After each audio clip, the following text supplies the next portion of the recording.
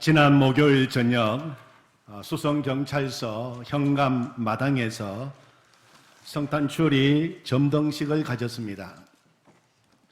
예배에 함께 참석하신 수성경찰서 서장님께서 축사를 하셨는데 어릴 때부터 궁금한 것이 하나 있었다고 했습니다. 왜 하필이면 예수님께서 가장 추운 12월에 태어나셨을까? 어려서부터 늘 궁금했다고 했습니다. 그런데 지금 생각해 보니까 이 땅에 가장 춥게 살아가는 사람들과 함께 하시기 위해 그 추운 겨울에 태어나신 것이 아닌가 생각이 된다는 말씀을 하셔서 마음에 와닿았습니다. 이혜인 시인이 쓴 성탄시 구유 앞에서 중 한 부분을 좀 읽어드리겠습니다. 차디찬 겨울바람이 안으로 밖으로 불어오는 손시린 계절, 들리는 소식은 기쁨보다 슬픔이 많고 보이는 것들은 밝음보다 어둠이 많고 그래서 우리의 눈물은 아직 마르지 않은 채 아프다고 외롭다고 시무룩한 표정으로 눈을 감고 있는 날들이 많았습니다. 이름을 부르기만 하여도 가슴이 뛰는 임마누엘 구세주 아기 예수님, 어떻게 당신을 불러야 하겠습니까? 어떻게 당신을 경배해야 하겠습니까? 가장 가난하고 보잘것없는 이들에게 평화의 별이 되어 주시고 가장 겸손하고 온유한 이들의 가슴 속에 영광의 별로 뜨시는 예수님, 의로움에 줄이고 목마른 이들에게 희망의 별이 되어 주시고 아프고 지친 이들에게 위로의 별이 되어 주시는 예수님, 오늘 살아가는 세상의 모든 이들에게 행복의 문을 열어주시는 예수님, 어서 오십시오. 사랑하는 성도 여러분, 예수님께서는 우리와 함께 해 주시기 위해서 오셨습니다.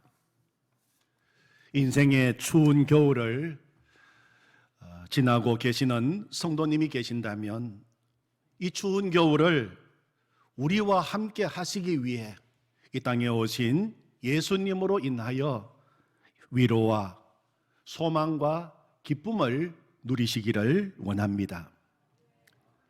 오늘은 대림절 세 번째 주일을 맞이하여 그리스도로 오신 예수님, 그리스도로 오신 예수님에 대해서 말씀을 나누겠습니다. 오늘 우리가 함께 읽은 말씀은 이렇게 시작됩니다. 예수 그리스도의 나심은 이러하니라. 예수 그리스도. 마태복음 1장을 읽어보면 여러 곳에서 예수라고 하는 단어와 그리스도라고 하는 단어가 함께 나오는 것을 보게 됩니다. 1절을 보시면 아브라함과 다윗의 자손 예수 그리스도의 계보라. 16절에서도 야곱은 마리아의 남편 요셉을 낳았으니 마리아에게서 그리스도라 칭하는 예수가 나시니라. 그리고 18절 예수 그리스도의 나심은 이러하니라. 예수님을 이야기할 때 그리스도라고 하는 단어가 같이 붙어서 나오고 있는 것을 보게 됩니다. 예수 그리스도. 예수는 이름입니다. 천사가 요셉에게 말하기를 21절에 아들을 낳으리니 이름을 예수라 하라. 이는 그가 자기 백성을 그들의 죄에서 구원할 자이심이라 하니라. 예수는 이름입니다. 그러면 그리스도는 무엇을 가리킬까요? 그리스도는 예수님의 직명입니다. 직명. 성도님들께서 저를 부르실 때 하나섭 목사라고 부르십니다. 하나섭은 저의 이름이고 목사는 제가 하나님으로부터 받은 직명입니다. 예수 그리스도라고 했을 때 예수는 이름이고 그리스도는 증명입니다. 이 그리스도라고 하는 말의 뜻은 기름 부음을 받은 자입니다. 기름 부음을 받은 자. 히브리어로는 메시아, 헬라어로는 그리스도, 기름 부음 받은 자입니다. 성경을 보면 중요한 세 직분을 세울 때 그 머리에 기름을 부었습니다. 첫 번째, 제사장을 세울 때 그 머리에 기름을 부었습니다. 지난 수요일 나눈 출애굽기 29장 제사장 위임식에 대한 말씀을 보면 하나님께서 모세에게 기름을 가져다가 아론의 머리에 부어 제사장으로 세우게 했습니다. 두 번째는 왕을 세울 때 기름을 부었습니다. 다윗을 왕으로 세울 때 하나님께서는 사무엘에게 다윗의 머리에 기름을 붓게 하시고 왕으로 세우셨습니다. 세 번째, 선지자를 세울 때 기름을 부었습니다. 열왕기상 19장에 보면 하나님께서 엘리야에게 말씀하시기를 엘리사에게 기름을 부어 선지자로 세우라, 그렇게 말씀하십니다. 제사장을 세울 때, 왕을 세울 때, 선지자를 세울 때 그 머리에 기름을 부었습니다. 기름을 붓는다고 하는 것은 성령의 기름 부으심을 말합니다. 하나님께서 택하셨고 하나님께서 그 귀한 직무를 맡기셨다는 것입니다. 그리고 하나님이 주신 그 귀한 직무를 감당할 수 있는 능력도 부어주신다 하는 것이 기름 부음 속에 들어 있습니다. 예수님은 기름 부음을 받은 자 그리스도로 이 땅에 오셨습니다. 오늘 요절 말씀이 누가복음 4장 18절 말씀인데 한번 여러분 받으신 요절 카드를 보시면서 같이 누가복음 4장 말씀을 읽겠습니다. 주의 성령이 내게 임하셨으니 이는 가난한 자에게 복음을 전하게 하시려고 내게 기름을 부으시고 나를 보내사 포로된 자에게 자유를, 눈먼 자에게 다시 보게 함을 전파하며 눌린 자를 자유롭게 하고 내게 기름을 부으시고 나를 보내사. 예수님께서 안식일 날 회당에 들어가셔서 친히 이사야서에 기록된 이 말씀을 읽으시고 이 말씀이 이루어졌다, 그렇게 말씀하셨습니다. 내게 기름을 부으시고 나를 보내사 나는 그리스도다. 예수님은 기름 부음을 받은 자 그리스도로 이 땅에 오셨다고 친히 선포하셨습니다. 그리고 마태복음 16장에 보면 예수님께서 가이사라 빌립보 지방에 가셨을 때 제자들에게 물으셨습니다. 사람들이 인자를 누구라고 하느냐? 그때 제자들은 세례 요한이라고 합니다. 엘리야라고 합니다. 에레미야라고 합니다. 선지자 중에 한 사람이라고 합니다.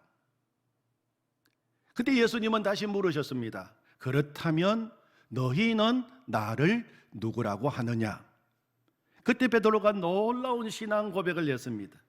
주는 그리스도시요, 주는 그리스도시요 살아계신 하나님의 아들이십니다. 예수님은 베드로의 그 고백을 들으시고 심히 기뻐하셨습니다. 바요나 시몬아, 네가 복이 있다. 이를 네게 알게 한 이는 혈육이 아니요 하늘에 계신 내 아버지시니라.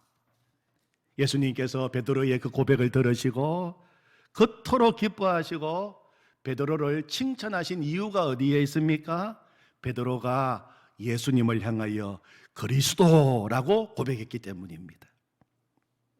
오늘도 예수님께서는 우리가 예수님을 향하여 그리스도라고 고백하면 기뻐하시고 좋아하십니다. 그리고 그렇게 고백하는 우리들을 칭찬하십니다. 정말 네가 복이 있다. 왜 그럴까요? 예수님을 그리스도라고 고백하는 사람이 진짜 예수님이 누구신지를 알고 있기 때문입니다. 예수님을 그리스도라고 고백하는 사람이 진짜 예수님을 믿는 기쁨을 누리고 있는 사람이기 때문입니다. 대림절은 예수님이 그리스도이심을 다시 고백하는 절기입니다. 우리 이 시간 우리 다 같이 한 목소리로 한번 고백해 보시기를 원합니다. 예수님은 그리스도이십니다. 예수님은 그리스도이십니다. 다시 한 번 더, 예수님은 그리스도이십니다. 아멘. 예수님은 그리스도이십니다. 예수님이 그리스도시라고 하는 이 고백 속에는 앞에서 살펴본 것처럼 삼중의 의미가 들어있어요. 예수님은 제사장이십니다. 예수님은 왕이십니다. 예수님은 선지자이십니다 하는 삼중의 고백이 이 속에 들어있는 것입니다. 첫 번째, 예수님은 이 땅에 제사장으로 오셨어요. 예수님은 제사장으로 오셨습니다.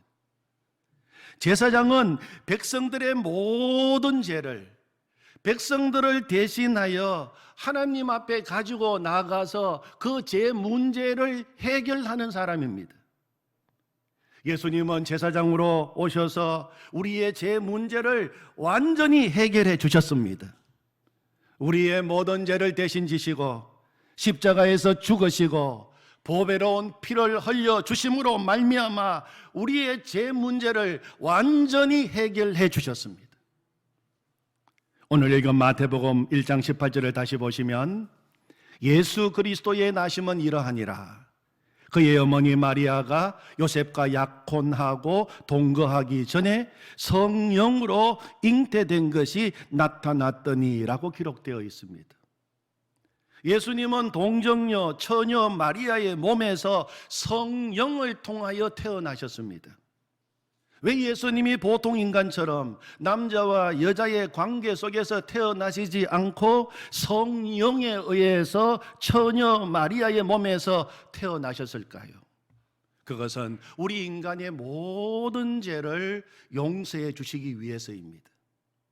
이 땅의 모든 인간의 보통 출생 방법으로 태어난 모든 인간은 태어날 때부터 원죄를 가지고 태어납니다. 태어날 때부터 죄인으로 태어납니다. 다 죄인입니다. 그러므로 죄인인 인간이 자신의 죄도 해결할 수 없을 뿐만 아니라 다른 사람의 죄를 더더욱 용서할 수 없는 것입니다. 그래서 하나님께서는 온 인류의 대속 제물로 십자가에서 죽으실 하나님의 어린 양 예수 그리스도를 이 땅에 보내실 때에는 인간의 보통 출생 방법과는 전혀 다른 방법으로 원죄 없이 거룩하고 깨끗하게 태어나게 하신 것입니다. 히브리서 4장 14절 15절 말씀에 보면 그러므로 우리에게 큰 대제사장이 계시니 예수님이십니다. 그러므로 우리에게 큰 대제사장이 계시니 성천하신 이 곧 하나님의 아들 예수시라. 우리가 믿는 도리를 굳게 잡을지어다. 우리에게 있는 대제사장은 우리의 연약함을 동정하지 못하실 리가 아니요 모든 일에 우리와 똑같이 시험을 받으신 이로되 죄는 없으시니라. 그렇게 말씀하고 있어요. 우리의 대제사장 예수님은 죄가 없으십니다. 그래서 우리의 모든 죄 문제를 해결해 주실 수 있는 것입니다. 예수님이 태어나신 첫 번째 성탄절날 수많은 천군 천사가 나타나서 찬양을 했습니다. 지극히 높은 곳에서는 하나님께 영광이요 땅에서는 하나님이 기뻐하신 사람들 중에 평화로다. 예수님이 탄생, 그것은 하나님께 영광이라고 노래했습니다. 여러분, 어떻게 만왕의 왕이시고 만주의 주가 되시고 하늘 보좌에 앉으셔서 세세토록 찬양받기에 합당하신 예수님이 인간의 몸을 입고 이 땅에 오신 것이 어떻게 하나님께 영광이 될 수가 있겠습니까?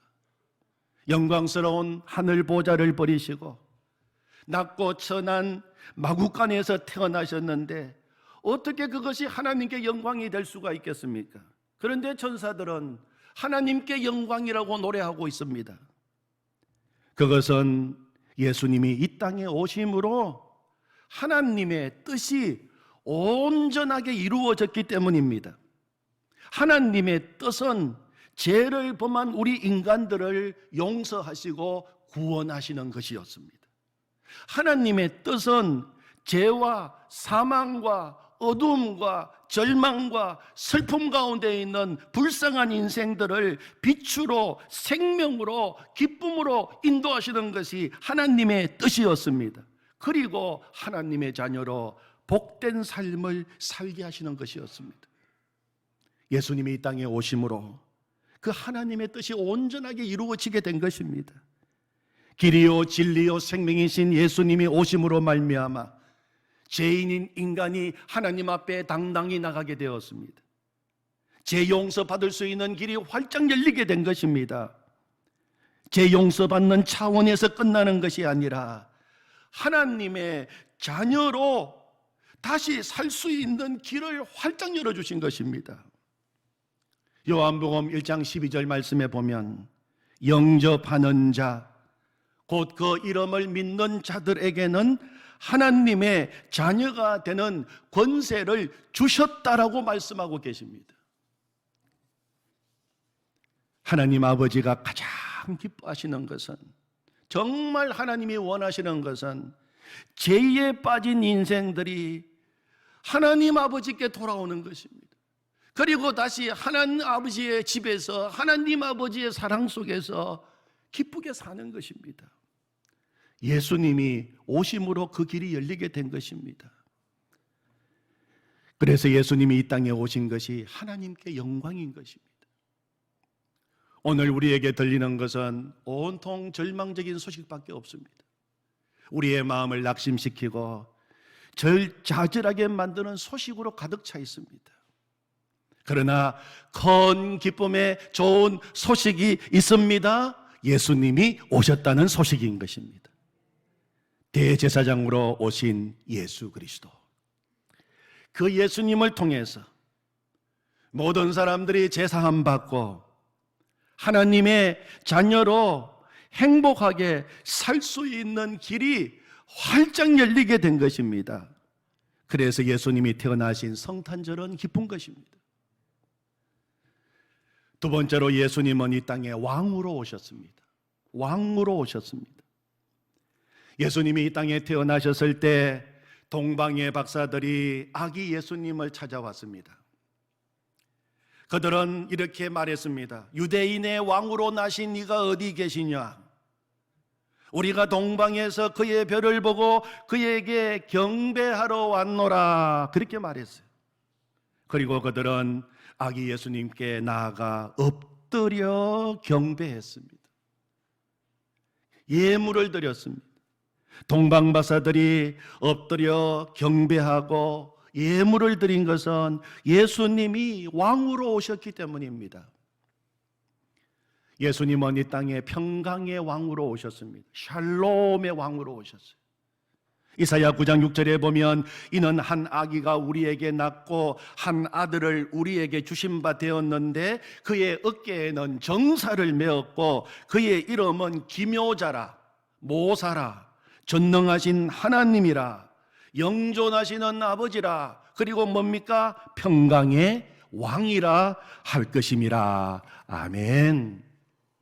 예수님은 왕으로 오셨어요. 평강의 왕, 샬롬의 왕이십니다.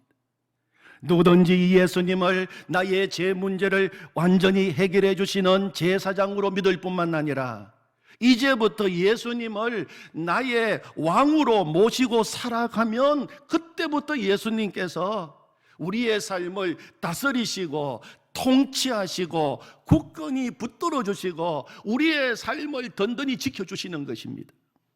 왕이 하는 일이 무엇입니까?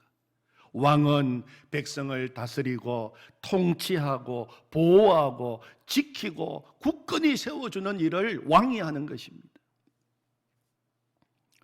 내가 내 인생의 왕이 되어서 살아갈 때에는 늘 불안했어요. 평안이 없었습니다. 염려와 두려움과 걱정과 슬픔이 나를 지배했습니다. 그러나 예수님을 왕으로 모시는 순간부터 내 인생에 샬롬 평화가 찾아오고 삶의 질서가 잡히게 되고 주님이 내 삶을, 주님이 내 미래를 인도해 주심을 믿고 신뢰하기에 두려움과 염려가 사라지게 되는 것입니다. 이 시간 예수님을 나의 왕으로 여러분 선포하시기를 바랍니다. 세 번째, 예수님은 이 땅에 선지자로 오셨습니다. 선지자로 오셨어요.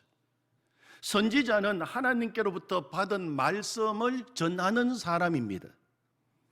예수님은 참 선지자이십니다.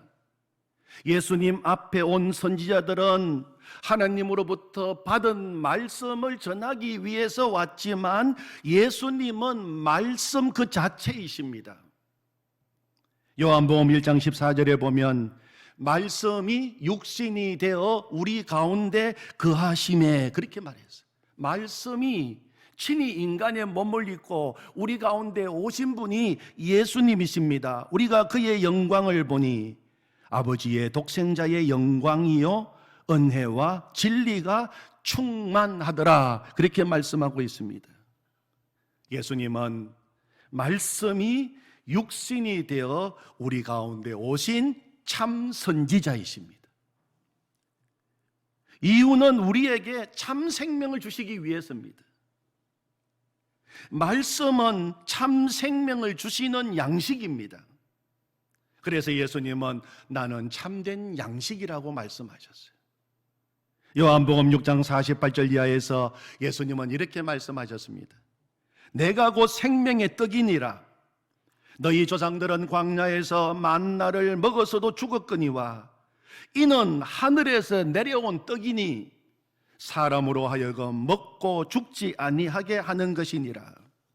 나는 하늘에서 내려온 살아있는 떡이니 사람이 이 떡을 먹으면 영생하리라. 내가 줄 떡은 그 세상의 생명을 위한 내 살이니라 하시니라. 아멘. 예수님은 말씀으로 오셨어요. 우리에게 참된 양식을 주시고 우리에게 영생, 참된 생명을 주시기 위하여 예수님은 그리스도 선지자로 오신 것입니다. 우리는 말씀이신 예수님을 먹어야 돼요. 예수님을 먹어라, 나를 먹으라고 말씀하셨어요. 예수님께서 광야에서 40일 금식하고 몹시 굶주리고 계실 때 사탄이 와서 예수님을 시험했습니다. 그 첫 번째 시험이 무엇입니까? 이 돌들로 떡덩이가 되게 해서 먹으라 하는 시험이었어요. 그때 예수님께서 그 사탄을 향하여 이렇게 말씀하셨습니다. 사람이 떡으로만 살 것이 아니요 하나님의 입으로 나오는 모든 말씀으로 살 것이라, 그렇게 말씀하셨어요. 사람이 떡으로만 사는 존재가 아니다. 하나님의 입에서 나오는 말씀으로 사는 존재다, 그렇게 말씀하신 것입니다. 사탄은 우리를 육신의 떡만 먹고 살다가 죽는 존재로 만들려고 합니다. 그러나 예수님께서는 사람은 하나님의 말씀을 먹고 사는 존재라고 말씀하고 계시는 것입니다. 우리는 하나님의 말씀을 먹어야 됩니다. 그래야 우리의 영혼이 살고 참 생명을 누리게 됩니다. 육신의 떡만 먹고 영혼의 양식을 먹지 않는 자는 육신은 살아있으나 영혼은 죽은 자들입니다. 그래서 예수님은 우리에게 참 생명을 주시기 위하여 이 땅에 말씀으로 오신 참 선지자인 것입니다. 이스라엘 백성들은 그리스도를 기다렸습니다. 그리스도가 오시면 그들의 눈물 나고 괴로운 인생의 고통이 끝나게 되고 인생의 방황이 끝난다고 믿었기 때문입니다. 오늘 우리도 다시금 예수님을 그리스도로 모셔야 합니다. 언제 우리의 죄로 인한 고민이 끝나게 됩니까? 예수님을 그리스도, 나의 제사장으로 모실 때 끝나게 됩니다. 언제 우리의 인생의 방황이 끝나게 됩니까? 예수님을 그리스도로, 나의 왕으로 모실 때 끝나게 됩니다. 언제 내 인생의 배고픔이 끝나고 참된 만족을 얻게 됩니까? 예수님을 그리스도로, 나의 선지자로 모시고 생명의 떡이신 예수님을 양식으로 삼을 때입니다. 말씀을 준비하면서 제 마음에 떠오르는 한 노래가 있었습니다. 이젠 아버지의 집으로 하는 찬양입니다. 예수님이 계시는 아버지 집에는 참된 기쁨과 평안과 안식과 만족이 있습니다. 이젠 아버지의 집으로, 그 길고 긴 방황의 늪을 지나 다시 주님 품에 안겼네. 상한 나의 이 몸, 찢기어진 나의 마음 모두 가진 채로 나의 욕심 때문에, 나의 헛된 꿈 때문에 그렇게 방황했던 나의 인생을 이제 주께 맡기려네. 이제 아버지의 집으로, 이제 영원한 안식처로 돌아와 눈물 흘리며 엎디니 오 주여 나를 받으소서. 그 멀고 먼 근심의 계곡을 지나 이제 평안의 집에 왔네. 그 아무도 내게 참된 평안 줄 수 없어 얼마나 괴로웠었는지, 나의 욕심 때문에, 나의 헛된 꿈 때문에 그렇게 방황했던 나의 인생을 이제 주께 맡기려네. 이제 아버지의 집으로, 이제 영원한 안식처로 돌아와 눈물 흘리며 엎디니 오 주여 나를 받으소서. 오 주여 나를 받으소서. 사랑하는 성도 여러분, 이번 대림절은 예수님을 나의 그리스도로 모시는 계절이 되기를 원합니다. 그래서 예수님과 함께 참된 기쁨, 참된 평강, 참된 생명을 누리시기를 축원합니다. 아멘. 하나님 아버지 감사합니다. 이 시대를 살아가는 오늘 우리들, 답답하고 눈물 나고 괴로움 많은 이 세상, 3년 코로나 지나면서 낙심된 우리들, 주님 다시 소망을 주시기 위하여 우리들에게 이 대림절을 허락하신 것 감사합니다. 제사장으로 이제 제 문제 해결하고 하나님의 자녀로 살도록 해주시기 위하여, 왕으로 인생의 방황 끝내고 주님 안에서 안식과 평안을 누리도록 하기 위하여, 선지자로 나에게 참된 양식, 참된 만족, 참된 배부름을 허락해 주시기 위하여 예수님 이 땅에 오신 것 감사합니다. 예수님 환영합니다. 예수님 내 마음에 오시옵소서. 나의 욕심 때문에, 나의 헛된 꿈들 때문에 방황했던 나의 인생을 이제 정리합니다. 주님께 맡깁니다. 돌아와 주님 앞에 엎드립니다. 주님 오 시간 우리를 받아 주시옵소서. 예수 그리스도 안에서 참된 기쁨, 참된 평강, 참된 생명을 누리게 하여 주시옵소서. 누리게 하여 주시옵소서. 예수님의 이름으로 기도하옵나이다. 아멘.